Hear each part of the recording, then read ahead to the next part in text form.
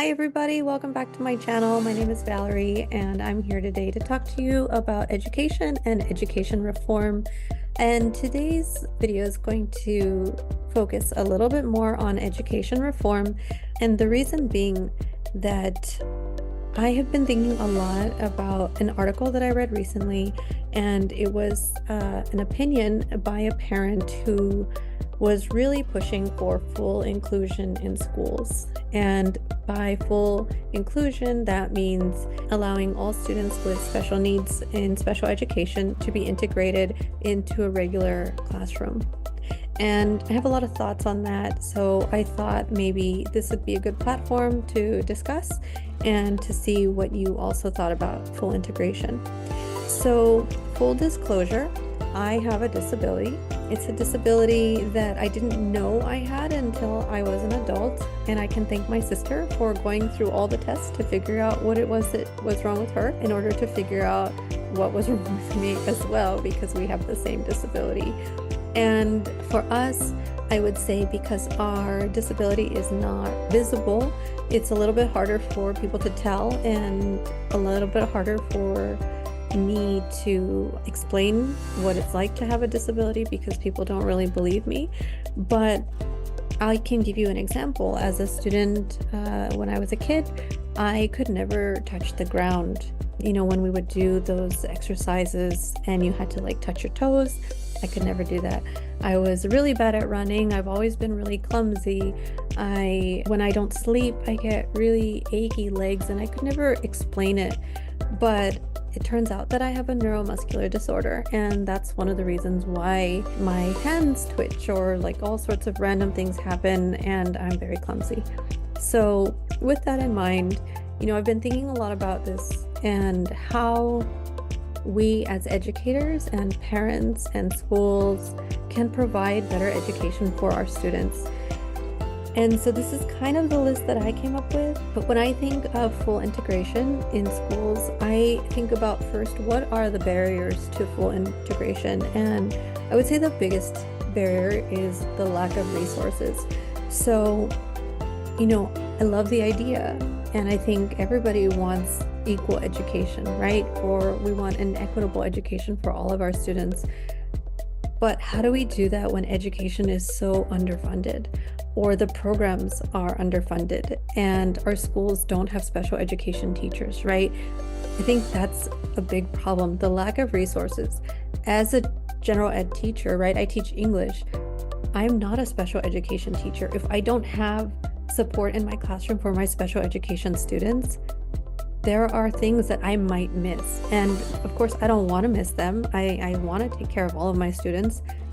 But if I don't have the resources and I don't have the education, I might not be doing right by my students, right? Which is the biggest fear, I think, for everyone, for all of the stakeholders, and it should be.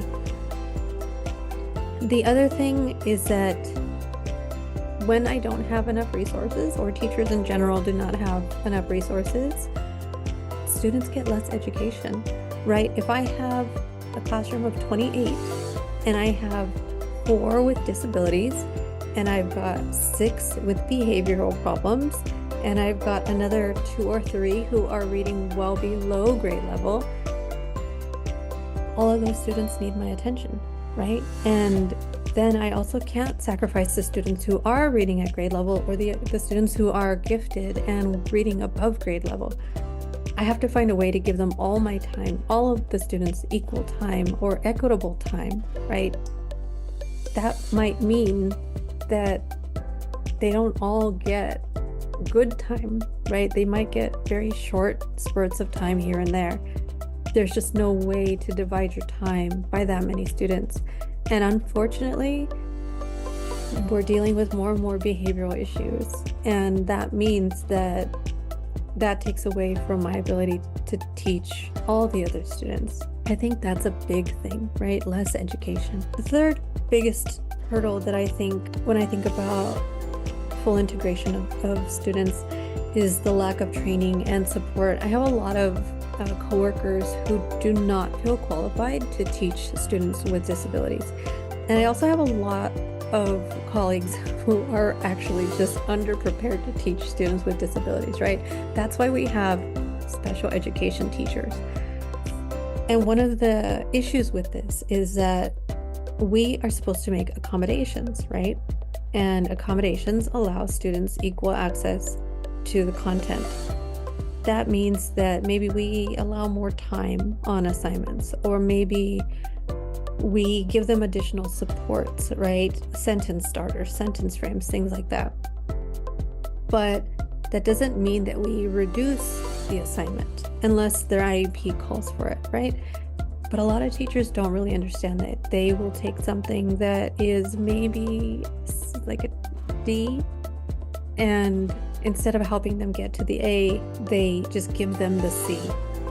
Now again, we're talking about like the lack of time and the lack of resources, and there's all sorts of reasons why that could happen. But when the general education teachers are not trained to handle students with special needs, there's a good chance that those needs are not going to be met. And it might not be through the teacher's fault or the teacher's lack of action. I know that I reach out all the time for questions and support, and it's not always there. So I think that that's one of the things that we really need to consider. In the last study that I read, the National Center for Learning Disabilities, only 50% of teachers felt that they were prepared to teach students with disabilities. So that's barely over half. I want you to keep that in mind, because it's not necessarily lack of desire. It could just be lack of knowledge and lack of resources, right? Which brought me back to the first point of not having the resources that we need. The fourth, which is not as, it shouldn't be as important, but it is. Unfortunately, there are still social and cultural barriers.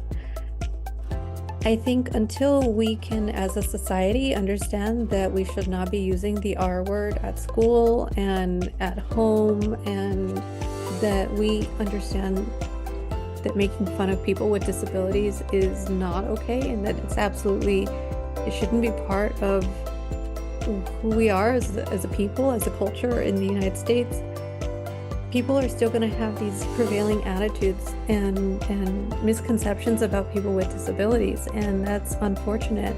And when we have students in our classrooms where other kids are using the R word, or they're making fun of people who can't read, or things like that in the classroom, we're not really helping the kids.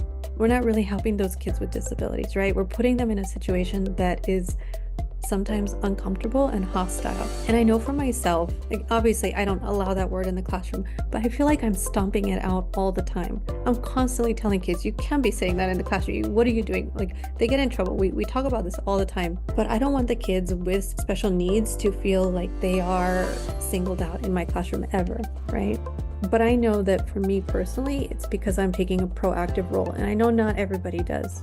And it's unfortunate, right? And the fifth reason that I'm considering when I think again about full integration and the difficulties, the hurdles, I think about how costly it is to implement all these things. Let's face it, we have a teacher shortage, right? Until we're paying teachers a livable wage, and we are attracting new teachers to the profession, it's going to be difficult for teachers who are in the field right now to work with students who have disabilities and to make sure that they are receiving an equitable education. So for me, I think those barriers right now feel insurmountable.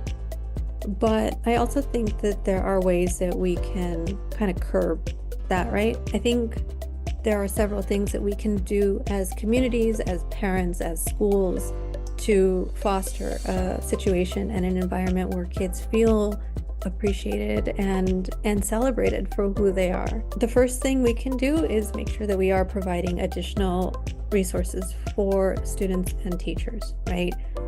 Maybe it's your first student with cerebral palsy, or maybe it's your first student with a hearing disability. We need to have training. We need to have resources available and staff available and books available for teachers to learn more, right? Because fear is often from unknown. And if we can help teachers overcome that and we can, as teachers, help our students overcome that, right? But we also need to make sure that we are, as a community, looking at those resources for all of us. Again, we need more special education teachers. I cannot stress this enough.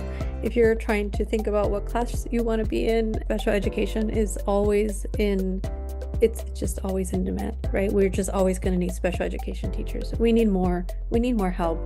The more we integrate students, the more help we need from special education teachers. They are the professionals. I teach English. I'm very confident in my ability to teach English, but I absolutely know that I need my special education teachers to help me with the students who have needs that are outside of my typical students, right? And they are essential to the classroom. So that brings me to number 3, which is we need more training. And not the kind of training that you take and it's a video and you just click next, and you memorize the quiz so you don't have to take it again next year. Not those. We need real training. We need to sit down and understand what we can do as teachers to make our classroom equitable. We need actionable items like making sure that students sit at the front of the classroom if they are hard of hearing, which is kind of obvious, but not always the case for some reason. Or making sure that, our students are paired up with other students who can help them, or students who work like them, or maybe we know that they as individuals are better with kinesthetic lessons versus auditory lessons, right? We need to know how to work with our students, and some of it is, of course, understanding the student as an individual, but also understanding the disability. For me personally, and with my disability, I didn't know that it affected short-term memory. And now that I know that, I take better notes, right? Like, there are just things that we can do to work around what we've been dealt with. Number 4, and I kind of probably alluded to this earlier, we need to address those negative attitudes, right? As a community, we need to stomp out all of that stuff. It shouldn't be acceptable. Just like making fun of anybody in the 90s was funny. I mean, funny in air quotes, right? But we've stopped doing it as a culture. We haven't done that with people with disabilities, and I think that needs to happen. So in conclusion, and I hope that this is helping you think as well, I don't know that it's happening right now.